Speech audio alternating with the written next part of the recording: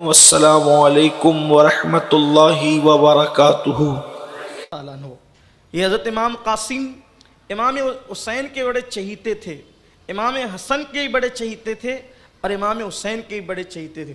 بہت خوبصورت تھے، بڑے حسین تھے۔ ابھی ذکر آتا ہے ان کے بارے میں، مورخین نے لکھا ہے کہ امام حسین کی جو چھوٹی شہزادی تھی سیدہ سکینہ رضی اللہ تعالیٰ عنہ، جیسا کہ آپ نے سنا کہ بعض مورخین نے ان کا نام سکینہ بھی لکھا ہے، بالخصوص ہمارے بعض علماء اہل سنت نے ماضی قریب کے انہوں نے سکینہ لکھا ہے، لیکن عوام میں ان کا نام مشہور سکینہ ہے۔ جیسے کہ اصل تلفظ جو وہ زلیخہ ہے لیکن عوام میں مشہور زلیخہ ہے، اس طریقے سے نام کا معاملہ ہے۔ تو جناب سکینہ یہ چھوٹی صاحبزادی تھی، شہزادی تھی امام حسین کی، اور ان کی نسبت امام قاسم کے ساتھ طے ہو چکی تھی۔ البتہ نسبت طے ہونے پر اکثر مورخین کا اتفاق ہے، لیکن یہ جو بات لوگوں کے درمیان مشہور ہے کہ معاذ اللہ کربلا کے اندر ان کی شادی ہوئی، یہ بات صحیح نہیں ہے، یہ بات غلط ہے۔ یہ جو ہے وہ اس سے ہمارے اکثر اہل سنت کے مورخین نے اختلاف کیا ہے۔ تو امام قاسم کی نسبت امام حضرت سیدہ سکینہ کے ساتھ طے تھی۔ اب جب اپنے بھائی کو جو ہے وہ شہید ہوتے ہوئے دیکھا، چچا شہید ہو گئے، وہ سب ایک کے بعد ایک جانثاری کرنے لگے، تو جناب قاسم رضی اللہ تعالیٰ جن کی عمر 19 سال بتائی جاتی ہے، وہ آئے اور آنے کے بعد کہا چچا اب میں بھی میدان میں جانے کی اجازت چاہتا ہوں، آپ مجھے اجازت عطا فرمائیں۔ حضرت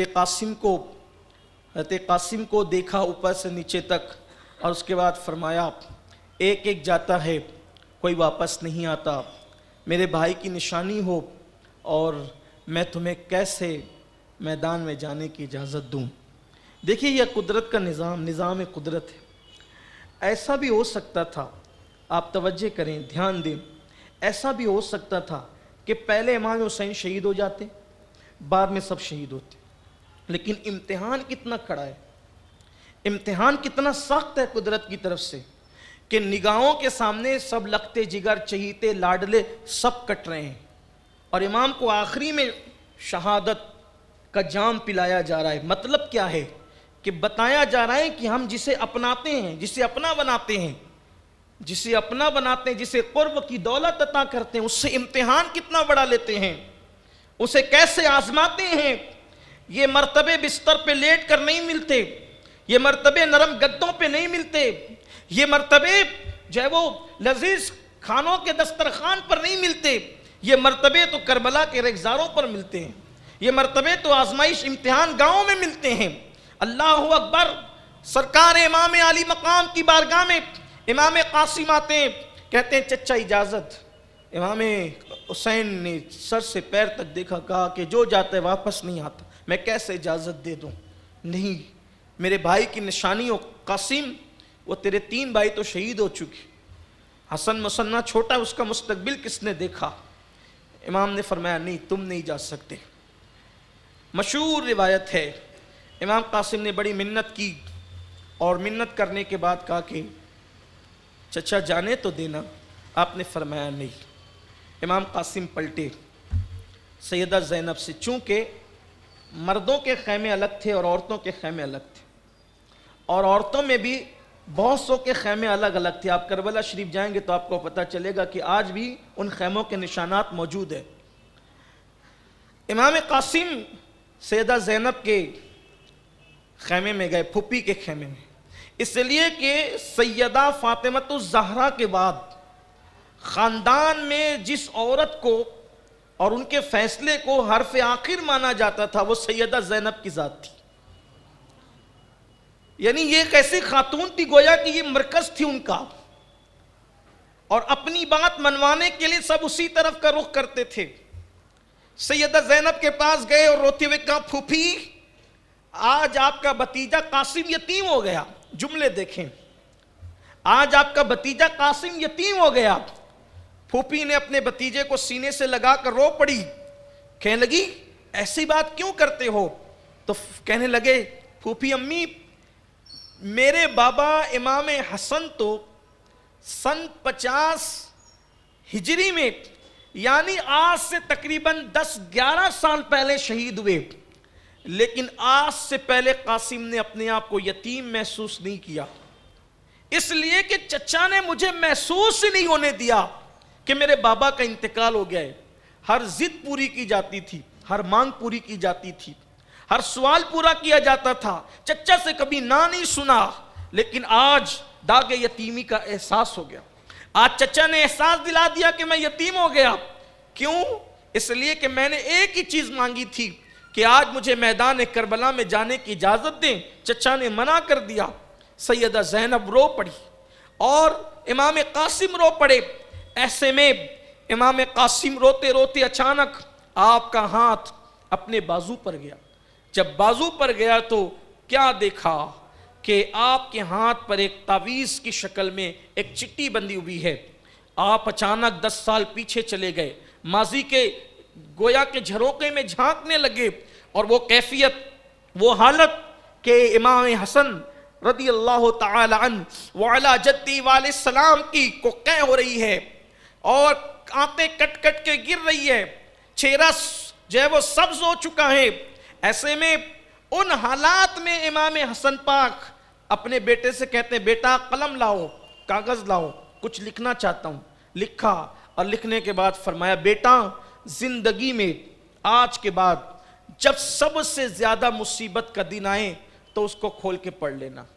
امام حسن کے بیٹے امام قاسم کو، سارے بیٹوں کو امام حسین نے ان 10 سالوں میں کبھی مصیبت سے گزرنے نہیں دیا، کبھی تکلیف آنے نہیں دی۔ سوچے تو صحیح وہ کیسا چچا تھا، کیسے حقوق نبھائے کہ کبھی بھتیجوں کو احساس نہیں ہوا کہ بابا شہید ہو گئے۔ امام قاسم نے کہا پھوپھی میرے بابا کی ایک وصیت یاد آئی۔ بابا نے کہا تھا بیٹے جب زندگی میں بڑا مشکل اور مصیبت کا دن آئے تو یہ میرا خط، یہ میری چٹھی، یہ کھول کے پڑھ لینا، اس کو بازو پہ باندھ لینا۔ آج سے بڑھ کر اور مصیبت کا دن کون ہوگا؟ جیسے وہ چٹھی کھولی تو اس پہ لکھا ہوا تھا میرے بیٹے میرے دل کا چین، میری آنکھوں کی ٹھنڈک، قرۃ العین، میری آنکھوں کی ٹھنڈک میرے قاسم، میں جانتا ہوں آج کے دن تو کربلا میں ہے۔ نبی کے گھر والوں کو کیسی بات پتہ تھی، آج کے دن تو کربلا میں ہے، میرا بھائی حسین اللہ کے دین کے لیے سب کچھ لٹا رہا ہے، اور میں تجھے وصیت کرتا ہوں کہ میرے بھائی سے پہلے ان کے قدموں پر اپنی جان کو قربان کر دینا، اپنی جان کو قربان کر دینا۔ حضرت قاسم نے وہ پڑھا، پھوپھی کو ساتھ لیا، کہنے لگے چچا آپ نے تو روکا لیکن میرے بابا مجھے شہادت کی سند دے گئے، دیکھیں ذرا، اللہ اکبر۔ جس وقت وہ آپ نے خط دیکھا، یہاں پر ہمارے اہل سنت کے بڑے عالم حضور مفتی اعظم کے خلیفہ حضور سیدی بدر ملت مولانا بدر الدین رحمۃ اللہ علیہ اپنے خطبے میں اکثر ایک بات بیان فرماتے تھے۔ وہ کہتے تھے کہ جب وہ آپ نے وہ خط دیکھا، وہ چٹھی دیکھی امام حسن مجتبیٰ کی تحریر، تو آپ پر ایک کیفیت طاری ہو گئی، اور آپ نے ہاتھ اٹھا کر اللہ کی بارگاہ میں دعا کی، اے اللہ میرے مولا، میرے بھائی حسن نے اپنے بیٹے کو میرے قدموں پہ قربان ہونے کی نصیحت کی، اپنی نسل کی پرواہ نہیں کی، اپنی نسل کی پرواہ نہیں کی، اور اپنے بیٹے کو میرے قدموں پہ قربان ہونے کی وصیت کی۔ مولا تو مسافروں کی دعا قبول کرتا ہے، اس وقت حسین مسافر بھی ہے، جمعہ کے دن دعا مقبول ہوتی ہے، حسین جمعہ کے دن میں بھی ہے، تو مجاہد کی دعا قبول کرتا ہے، حسین مجاہد بھی ہے، جہاد میں بھی ہے، تو مظلوم کی دعا کرتا ہے، حسین مظلوم بھی ہے۔ میرے اللہ میں دعا کرتا ہوں کہ میرے بھائی کی نسل کو قیامت تک کے لیے باقی رکھنا، گویا کہ اشارہ دیا گیا باقی رہے گی، اور اس کے انعام میں آپ کے بھائی حسن کے یہاں ایک ایسا شہزادہ پیدا کریں گے جو مقام نبیوں میں آپ کے نانا کو دیا گیا ہے، وہ مقام ولیوں میں حسن کے بیٹے عبد القادر جیلانی کو عطا کرے۔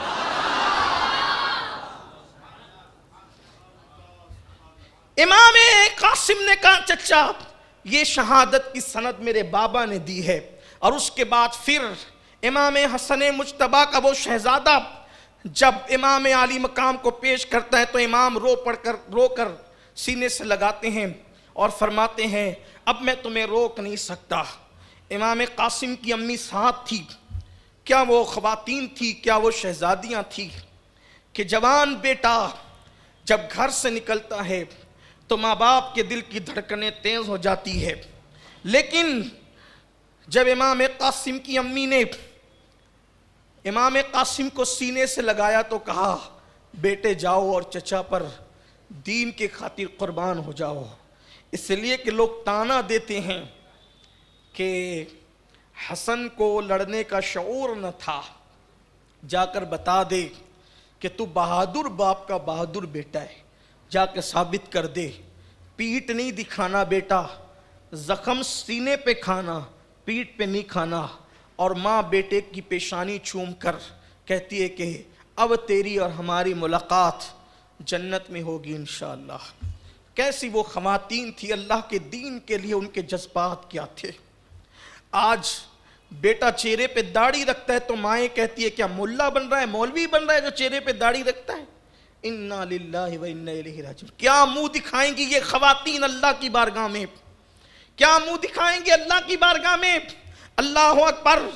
امام قاسم گھوڑے پر بیٹھے اور گھوڑے پر بیٹھ کر کے جیسے ہی چلے تو آپ کا چہرہ حمید بن مسلم یہ یزیدیوں کے لشکر میں تھا، لیکن یہ سائیڈ ہو گیا تھا، لڑنے کے لیے نہیں آتا تھا۔ کیوں؟ اس لیے کہ آنے کے بعد اس پر یہ منکشف ہوا کہ جو ہو رہا ہے غلط ہو رہا ہے، لیکن تھا ان کے ساتھ، وہ بیان کرتا ہے۔ بہت سے مورخین نے کئی روایتیں اس کے حوالے سے لکھی ہے۔ حمید بن مسلم کہتا ہے کہ جب قاسم آئے تو ان کا چہرہ ایسے چمکتا تھا کربلا کی تپتی ہوئی ریت پر جیسے 14ویں رات کا چاند چمکتا ہے۔ 14ویں رات کا چاند رات میں چمکتا ہے، حسن کا چاند دن میں چمک رہا تھا اور اتنا دیکھنے میں بھلا چہرہ معلوم ہوتا تھا۔ حمید بن مسلم کہتا ہے میں نے سراپا دیکھا تو میں نے یہاں تک دیکھا اس شہزادے کو کہ اس نے جو جوتا پہن رکھا تھا دوسرے پیر کا، جسے لوگ الٹا پیر کہتے ہیں، دوسرے پیر کے جوتے کا ایک تسمہ ٹوٹا ہوا تھا۔ 6 مہینے سے سفر میں تھے، شعبان 2 یا 4 کو سفر شروع ہوتا ہے اور محرم شریف کی 2 تاریخ کو سفر مکمل ہوتا ہے، محرم کی 2 تاریخ کو، اس لیے کہ کربلا پہنچ گئے تھے، منزل پہنچ گئے تھے، اگرچہ جنگ 10 کو ہوئی۔ تو الٹے پیر کا جوتے کا تسمہ ٹوٹا ہوا تھا۔ میں نے دیکھا خوبصورت جوان تھا اور اس نے آنے کے بعد کہا کہ میں حسن کا بیٹا ہوں، کہا میں حسن کا بیٹا ہوں، کون ہے میرے مقابلے میں آنے والا، بھیجو۔ اگرچہ 3 دن سے پیاسا ہوں، 3 دن سے بھوکا ہوں، لیکن بھیجو۔ کس کو بھیجتے ہو؟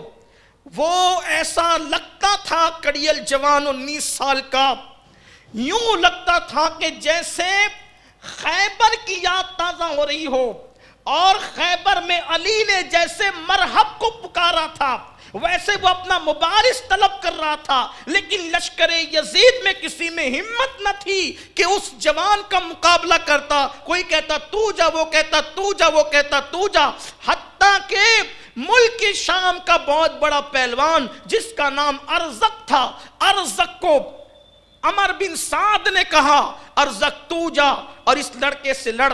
تو جیسے ہی ارزق نے سنا اس نے کہا اس بچے سے لڑنا میری توہین ہے، اس لیے کہ میں نے بڑے بڑوں کو مات دی ہے، میں اس بچے سے نہیں لڑوں گا، اس سے لڑنا میری توہین ہے، میری توہین نہ کر۔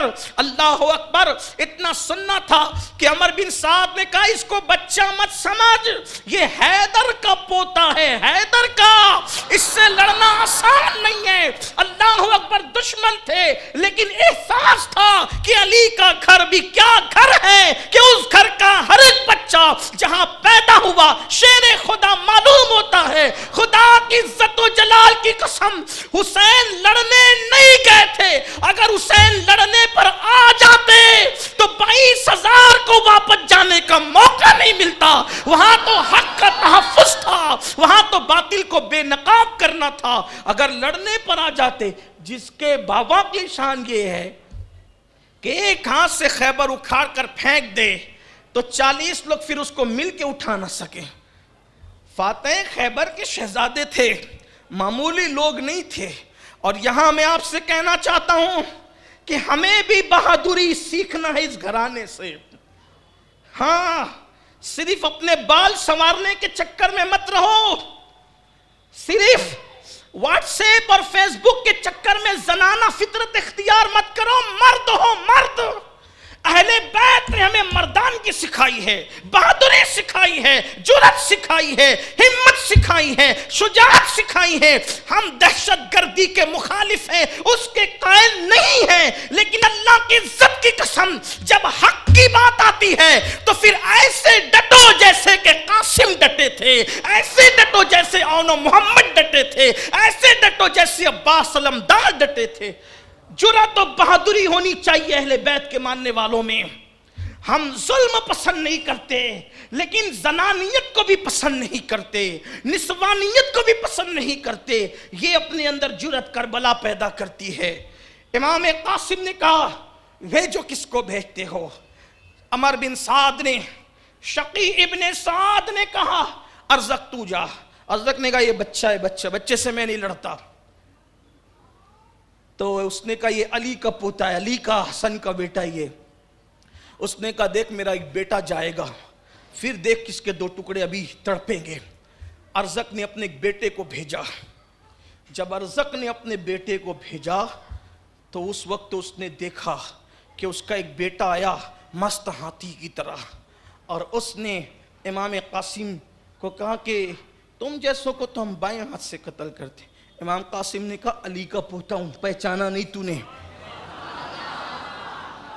اور یہ مبالغہ نہیں ہے، ابن جریر طبری کو اٹھا کر پڑھیں، ایک وار میں اس کے 2 ٹکڑے کیے، ایک وار میں 2 ٹکڑے کیے۔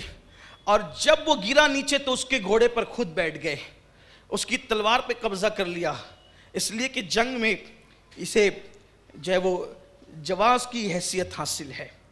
پھر اس کے بعد ارزق کا ایک بیٹا جب مرا تو دوسرا اس پہ غصے میں آ کر کے وہ چلا آیا، اس کے بھی 2 ٹکڑے کیے۔ تیسرا غصے میں آیا، اس کو بھی نیزہ مارا، اس کو بھی گرایا، 4 اس کے بیٹے مار گرائے۔ ارزق نے دیکھا تو اب تو وہ بالکل کنگالی ہو گیا تھا، اس کے کوئی بچے تو اب بچے نہیں تھے، 4 کو جہنم رسید کر دیا۔ تو وہ مست ہاتھی کی طرح چنگاڑتے ہوئے دھاڑتے ہوئے آیا اور کہا اے لڑکے تو نے میرے 4 بیٹوں کو قتل کیا، اب دیکھ میں تجھے کیسا مزہ چکھاتا ہوں۔ امام قاسم نے کہا اتنا بڑا پہلوان اپنے آپ کو اور بڑا بہادر سمجھتا ہے، تجھے تو گھوڑے کی زین کسنا نہیں آتی، جیسے کہ تجھے گھوڑے کی زین کسنا نہیں آتی۔ اس نے زین کی طرف دیکھا، یہ تلوار کا وار کیا کہ اس کے بھی 2 ٹکڑے کر دی۔ اور اس کے بعد امام قاسم گھوڑے کو دوڑاتے پلٹ کر کے واپس آتے ہیں، اور واپس آ کر کہتے چچا جو مانگا ہمیشہ دیا، 1 کٹورا پانی پلائیں، صرف 1 کٹورا، اگر آپ 1 کٹورا مجھے پانی دے دیں 1 کو بھی بچ کر جانے نہیں دوں گا، علی کا پوتا ہوں، حسن کا بیٹا، آپ دیکھیں گے کسی کو واپس جانے نہیں دوں گا۔ امام حسین نے سینے سے لگا کے کہا بیٹا انتظار کرو، اب تمہیں دنیا کا پانی نہیں، ساقی کوثر کے ہاتھوں سے تمہیں جام کوثر نصیب ہوگا۔ اور اس کے بعد پھر رخصت کیا۔ امام قاسم آئے، ادھر منصوبہ بن چکا تھا کہ جب یہ جوان آئے گا تو چاروں طرف سے اسے گھیر لیا جائے گا۔ جب چاروں طرف سے گھیر لیا گیا، مورخ لکھتا ہے کہ امام قاسم کو چاروں طرف سے گھیرا گیا، تیروں کی برسات اور بوچھار کر دی گئی۔ امام قاسم گھوڑے کے سم جو ریت سے ٹکرا رہے تھے اس سے گرد اٹھی، دھول اٹھی، اور اسی دھول کے اندر امام قاسم اور وہ یزیدی فوج سب کے سب چھپ گئے۔ اسی گرد سے ایک آواز آئی، چچا میری خبر لیجئے، چچا میری مدد کیجئے۔ جیسے امام حسین خیمے کے باہر کھڑے یہ منظر دیکھ رہے تھے، جیسے ہی سنا چچا میری خبر دیجئے، امام کے ہاتھ سینے پر آ گئے، سینہ پکڑ لیا، کلیجہ پکڑ لیا، میرے بھائی کی نشانی جو میرے ساتھ تھی وہ چلی گئی۔ اور آپ نے گھوڑے پر بیٹھ کر جس وقت وہاں کا رخ کیا، غبار چھٹا تو اتنے دیر میں کیا دیکھا کہ امام قاسم کو شہید ہی نہیں کیا گیا تھا، شہید کرنے کے بعد آپ کے جسم اقدس پر ایسے گھوڑوں کی ٹانپوں سے کچل دیا گیا تھا کہ جب امام قاسم کو امام حسین لے کر کے وہاں سے خیمے تک لائے تو قاسم کا سینہ امام حسین کے سینے سے لگا ہوا تھا، امام قاسم کا سینہ امام حسین کے سینے سے لگا ہوا تھا، اور آپ کے پیر زمین پر گھسیٹے جا رہے تھے. مورخین لکھتے ہیں, معتبر مورخین لکھتے ہیں, یہ گھسیٹے کیوں جا رہے تھے؟ کبھی آپ نے غور کیا یہ گھسیٹے کیوں جا رہے تھے پیر؟ اس لیے کہ جسم اقدس کو کچل کر, اتنا انہوں نے کچل دیا تھا. کوئی چیز جب کچلی جاتی ہے تو وہ پھیل جاتی ہے. اتنا کچل دیا تھا کہ آپ کے جو وہ جسم اقدس سے جو پیر تھے وہ زمین پہ گھسیٹے جا رہے تھے. اور جب سیدانیوں نے, سید زادیوں نے جب قاسم کا یہ حال دیکھا, چیخ نکل گئی. امام نے کہا خبردار, ایسا نہ کرو, ایسا نہ کرو, اللہ کے لیے صبر کرو, بے صبری کا مظاہرہ نہ کرو, ورنہ اللہ ناراض ہوگا. اللہ کو جواب کیا دیں گے؟